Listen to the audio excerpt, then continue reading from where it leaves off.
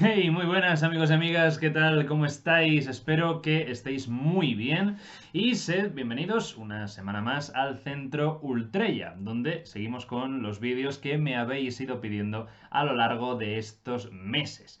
Hoy le toca el turno a Chena Nogu, a quien envío un saludo y le agradezco de corazón su participación en el canal. Chena me preguntó sobre un hecho curioso de nuestro tiempo. Me preguntaba que por qué se divulga, se acepta, se asume como auténtico el Jesús de Nazaret y el Jesucristo que aparece en novelas como El Código da Vinci o en libros como Un Curso de Milagros, y en cambio hay tanta resistencia no ya a aceptar, sino a estudiar críticamente al Jesús que aparece en los Evangelios. Es una muy buena pregunta, la verdad, y creo que tiene que ver con algo que ya ocurrió en los primeros tiempos de la era cristiana. Así que, si os parece, hoy vamos a hablar de esto. ¿Por qué ocurre esta cosa que de verdad a mí personalmente me interesa mucho y me resulta fascinante? Espero que os guste. Bienvenidos una semana más y comenzamos.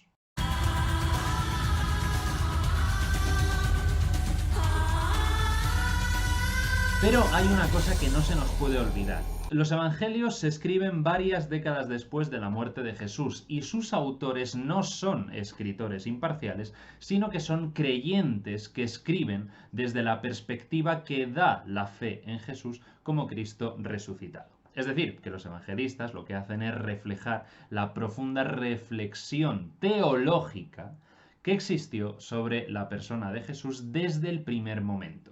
Y otra cosa importante, los cuatro evangelios canónicos son de corte paulino, es decir, que siguen la interpretación que de Jesús hace Pablo de Tarso en sus postulados básicos. Es decir, que los escritos del Nuevo Testamento no son las escrituras del cristianismo, sino que son las escrituras de un cristianismo, el paulino, que fue el que se acabó imponiendo sobre los demás. Pero ya en los primeros evangelios tenemos cuatro posturas, cuatro visiones diversas de la vida de Jesús. ¿Qué ocurrió?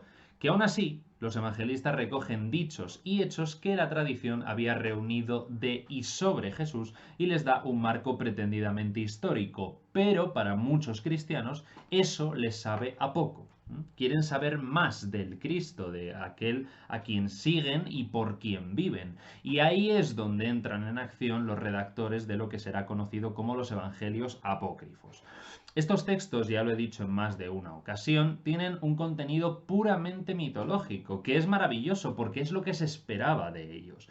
En los evangelios apócrifos se relatan historias como la de la mujer que se carboniza la mano al comprobar que María ha dado a luz y se ha mantenido virgen, cosa que no se creía, o la de Jesús durante la huida a Egipto que ordena a una palmera en el desierto que se incline para que él y su familia puedan comer los dátiles, o también la historia de cuando siendo todavía un niño estaba jugando con la arena a orillas de un río, otro niño jugando destruye lo que había construido Jesús y este con una palabra le mata. Entonces, claro, los padres del niño muerto pues van a hablar con José y con María, claro, con el grito en el cielo, y ellos van a hablar con Jesús con miedo a decirle que por favor que no haga esas cosas porque va a acabar enemistando a su familia con el pueblo, con los vecinos.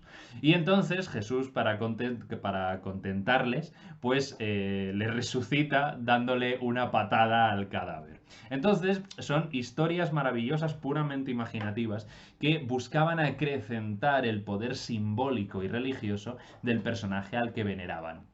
Y esto es historia de las religiones, y esto en todas las religiones en las que ha habido un personaje importante con grandes vacíos sobre su vida, han ido apareciendo mitos para rellenar esos huecos dejados por la tradición que en sí mismo es mítica. Esto ocurre con Abraham o Moisés en el judaísmo a través del Talmud, con Jesús a través de los apócrifos, con Muhammad a través de los hadices o con Buda a través de la Buda Jacarita. O sea, no había ningún problema. Pero claro, la cuestión sobre obras como Un Curso de Milagros o El Código da Vinci ya es otra historia, porque su intención no es, o al menos no parece ser, ampliar la información de Jesús, sino ofrecer otra perspectiva, otro foco, otra historia distinta aunque curiosamente siempre tomando de base los textos anteriores, tanto canónicos como apócrifos. ¿Qué ocurre? Que a finales del siglo XIX y principios del XX fueron apareciendo varios escritos e incluso evangelios, unos inspirados por seres divinos o extraterrestres y otros que se encontraban perdidos pero que de forma casi siempre fortuita pues acababan siendo recuperados. Y todas estas obras que se producen a lo largo de estos años componen lo que Óscar Fábrega denomina apócrifos modernos, porque vienen a ser en esencia reconstrucciones más o menos noveladas de aspectos que no fueron tratados por los evangelistas ni escritores canónicos o apócrifos. Claro, la pregunta es, ¿por qué surgen todos esos textos en esa época? Pues porque es entonces, es en ese momento, cuando se produce el hallazgo fortuito de muchos documentos de los primeros tiempos del cristianismo. Por ejemplo, es en ese momento cuando se encuentran fragmentos del perdido Evangelio de Pedro, del siglo II, que se encontraron en Egipto en 1886. Se encuentra también el Apocalipsis de Pedro, también del siglo II. Se encuentra la Didaqué, conocida como la enseñanza de los 12 apóstoles, que es una obra de literatura cristiana que podría haber sido compuesta en la segunda mitad del siglo I, o desde luego también es en esta época cuando se producen los importantísimos hallazgos de Nag Hammadi y Qumran, los manuscritos del Mar Muerto, sobre los que ya hice el vídeo correspondiente. Claro, con todo esto, pues no es de extrañar que algunas personas, supongo yo, que ávidas de fama o dinero, pues se sacaran de la manga el maravilloso hallazgo de algunos textos antiguos que por su importancia podían hacer tambalear los cimientos de la iglesia. Una iglesia que además de un tiempo a esta parte va siendo cada vez más incapaz de mantenerse en una sociedad con la que ya no puede o no quiere conectar.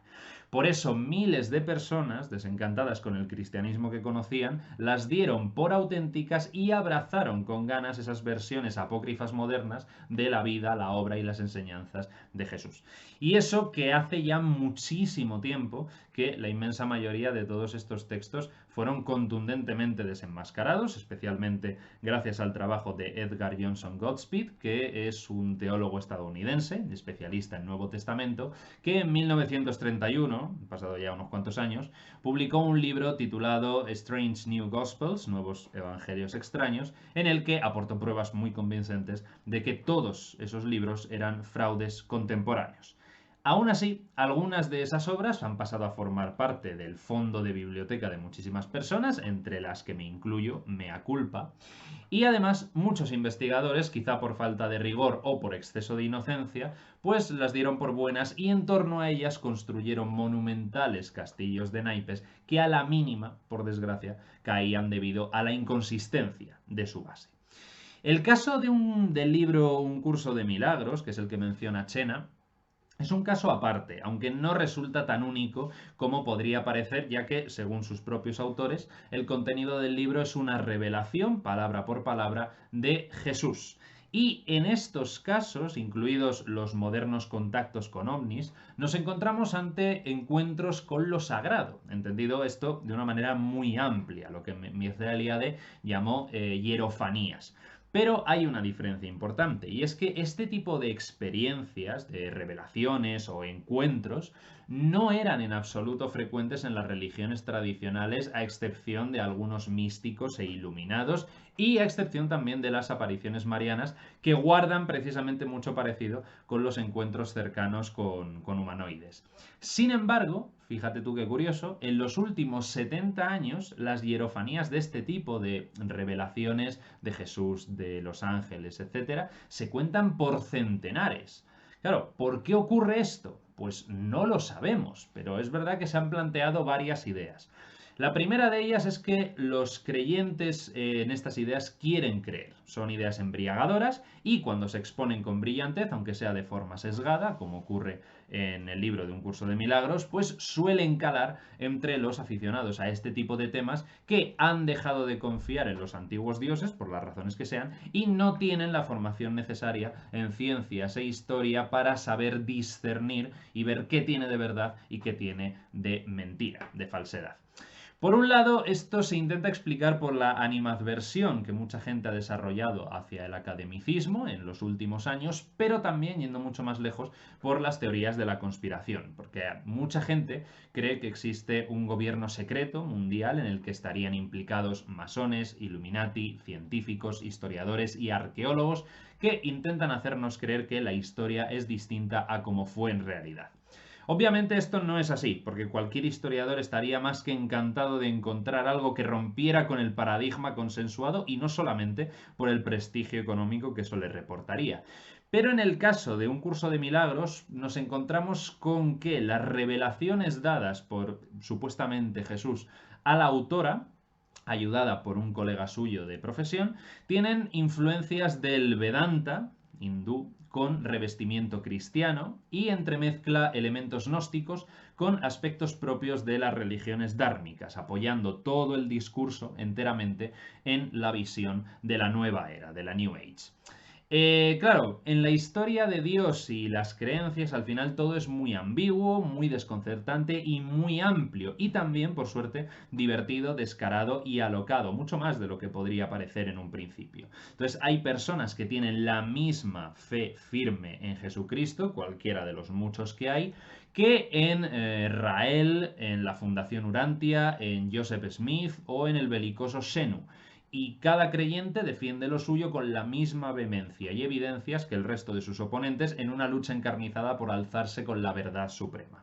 Porque, que esto quede claro, existen movimientos espirituales, religiones chorras e iglesias de pacotilla que emiten invitaciones a entrar en el reino, que suele ser su reino, el reino del fundador, del iluminado o del visionario de turno, diciendo, como no, que su camino es el correcto, es decir, el de la salvación, y que sus fieles, como no, son los elegidos, es decir, los privilegiados. Pero siempre hay que tener en cuenta que siempre ha habido y siempre hay religiones y pseudo religiones. Hay gente con carisma y gente muy caradura, personas que realmente buscan el bienestar de sus semejantes y otras que solo se interesan por el suyo propio. Por eso conviene discernir, conviene estudiar, conviene entender y, como decía Richard Feynman, hay que mantener la mente abierta, pero no tanto para que se te caiga el cerebro. Así que pensad siempre, estudiad todavía más e id, como siempre, más allá. Ultreya.